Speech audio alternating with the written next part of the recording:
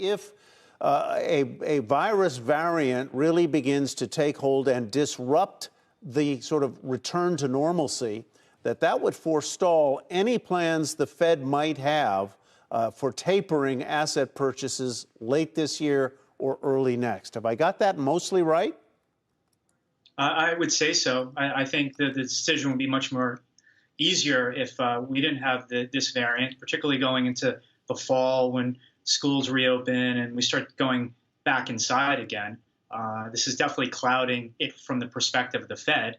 Now, that's putting aside, the effectiveness of QE anyway. But the Fed, of course, ties QE to economic activity, so it will be a huge factor in their decision making. So, if the Fed is likely to be, to use the cliched word, more dovish or delayed in raising rates or tapering off asset purchases, might one think that the market would be encouraged by that, or?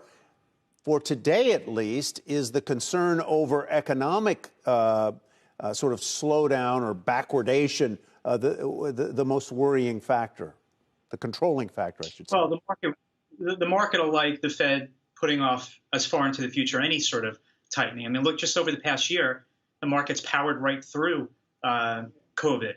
That's because, obviously, the easiness of the Fed. Now, I know up until the Pfizer news, it was a very bifurcated market. But it's pretty clear that what the market's like, and that is a Fed that is obviously full speed ahead, and any hint that they would reduce the pace of them driving that car would change things. So yes, on one hand, I understand the Delta situation here. It's clear that it's causing concern. I think, though, we have no choice but to power through this. But that, of course, is not something that the Fed is going to roll the dice with. What are bonds saying? Well, a couple of things. I think that the curve really started to flatten the day in mid-June when the Fed had their meeting and they talked about tapering and more people wanted to hike rates in 2022. If you look back at every single QE on and off since 2008, it paid to steepen the curve when QE was on. It paid to flatten the curve when QE was off.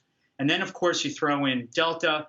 You throw in the stagflationary type situation that we're seeing in certain sectors of the economy that's causing actual growth slowdowns because of rampant inflation. And I think that all combines for the drop in the long end.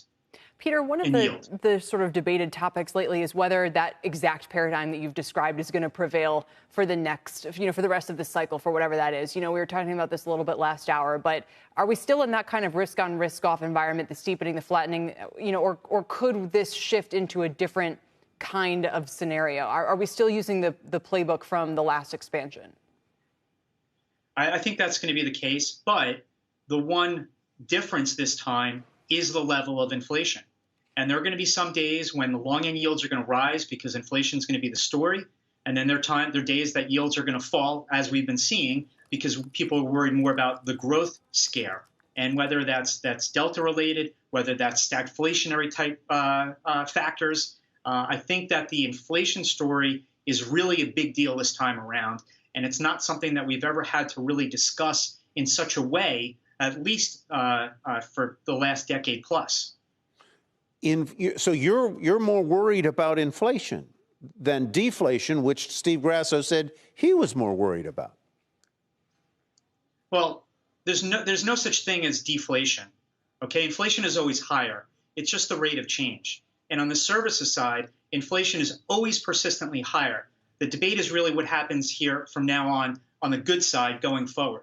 And I believe that inflation is not temporary. It's going to be sticky. And for a variety of reasons, it's going to remain with us. Now, of course, Delta is going to throw some curveballs within that, certainly on the demand side, but it's also going to screw up further supply chains, exaggerating potential shortages. So I think inflation is not a conversation that's just going to quickly go away. Shepard Smith here. Thanks for watching CNBC on YouTube.